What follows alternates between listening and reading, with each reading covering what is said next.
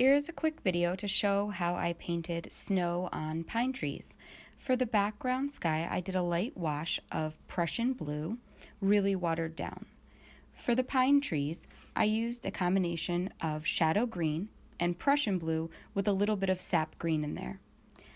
I was careful to avoid the areas of snow and just painted in the pine needles that were sticking out of the snow. I used different strengths of the same mixture to get shadows and the lighter parts of the pine needles.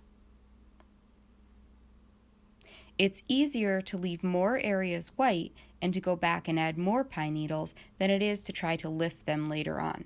So you're better off leaving more white and painting lighter and going back and adding more shadows as you go. I use a light wash of ultramarine light to do the base snow and some of the shadows in the trees, as well as Prussian blue.